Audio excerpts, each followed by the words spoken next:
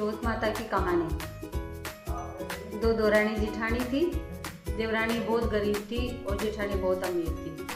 देवरानी अपनी जेठानी के यहाँ झाड़ू पोछा घर का सारा काम करके और अपनी जिंदगी का गुजर बसर करती थी। चौथ का व्रत था। देवरानी के पास कुछ नहीं था कि वो उससे प्रसादी बनाए।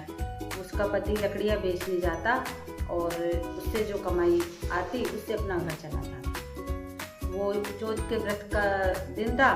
उसने अपने पति से कहा कि जब आप शाम को आओ तो मेरे लिए घी और गुड़ लेते आना। तो उसके पति ने कहा ठीक है, ले आऊँगा।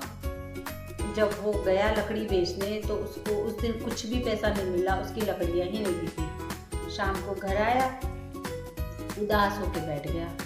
उसकी पत्नी ने कहा कि क्या हुआ, आप घी और गुड़ नहीं लाए, मैं प्रसादी बनाऊंगी।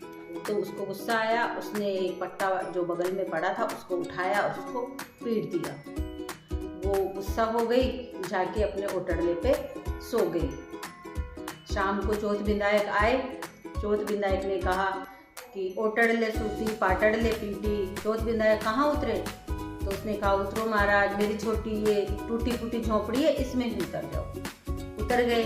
फिर उसने बोला, चौथ विनायक बोले कि ओटड़ले सूती पाटड़ले पीटी, चौथ विनायक क्या खाए? कि खा लो महाराज, कोई रूखी सूखी रखी होगी, मेरे घर में कुछ भी नहीं है, उसका आप भोग लगा लो। चौथ विनायक ने रूखी सूखी जो थी उसी का भोग लगा लिया। जब वो खाना खा के और बैठे, फिर उन्होंने कहा ओटड़ले सूती पाटड़ले पीटी, चौथ विनायक पानी कहाँ से पिए? कि पी लो महाराज, एक माटी की मटकी रखी है, उसमें से ही आप पी लो। उन्होंने पानी भी पी लिया। अब वो जाने लगे तो उन्होंने कहा, गणेश जी ने कहा कि चौथ माता ये बहुत गरीब है और फिर भी अपने भाव से अपने मन से इसने व्रत रखा है, तो इसको तो कुछ देना ही चाहिए।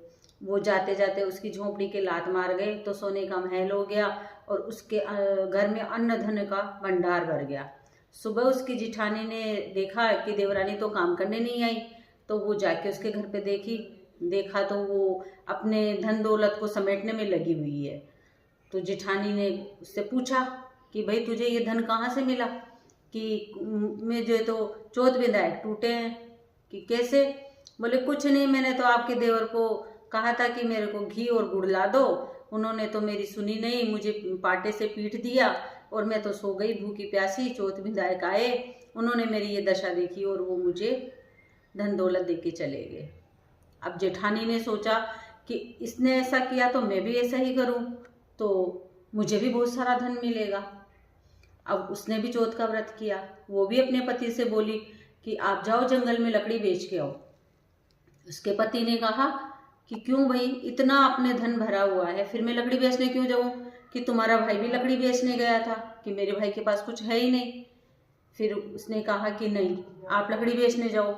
फिर वो अपने पति को लकड़ी बेचने भेजी। वो तो एक नामी सेठ था, जाते ही उसकी सारी लकड़ियाँ बिक गई। वो आधे घंटे में ही वापस आ गया। आके उसने बहुत सारा सामान खरीदा और लाके अपनी पत्नी को दे दिया कि लो, तुम्हें जो बनाना है बनाओ। उसने कहा कि नहीं, आप तो मुझे पाटे से पीटो। तो फिर उसने कहा क्यों भाई, मैं तुझे पाटे से क्यों पीटूं? कि नहीं, आपके भाई ने भी उसको पाटे से पीटा था। उसने कहा ठीक है, ले पिट। उसने ना पाटे से उसको बहुत पीटा। फिर वो जाके और गुस्सा होके अपने ओटड़ले पे सो गई। ओटड़ले पे सो गई तो रात को चौथ विनायक आए। चौथ विनायक ने वही बात कही कि ओटड़ले सूती पाटड़ले पीटी, चौथ विनायक कहाँ उतरे? कि उतर जाओ भगवान, इतना मेरे तो बड़ा महल है, कहीं भी जहाँ आपकी इच्छा हो वहाँ बैठो। वो वहाँ पे बैठ गए। फिर उन्होंने कहा ओटड़ले सूती पाटड़ले पीटी, गणेश जी चौथ विनायक कहाँ उतरे, कहाँ क्या खाए? कि खा लो महाराज, 56 भोग बना के रखे हैं, कुछ कमी नहीं है। उन्होंने खूब अच्छा भोजन कर लिया।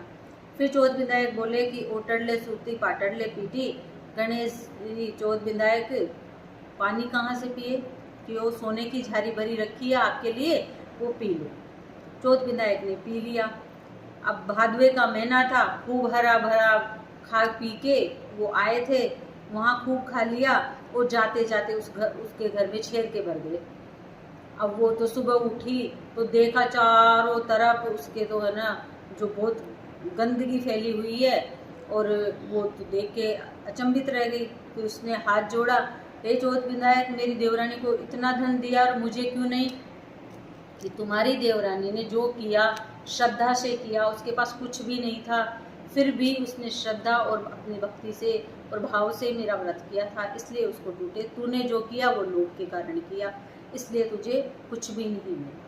जय श्री राधे।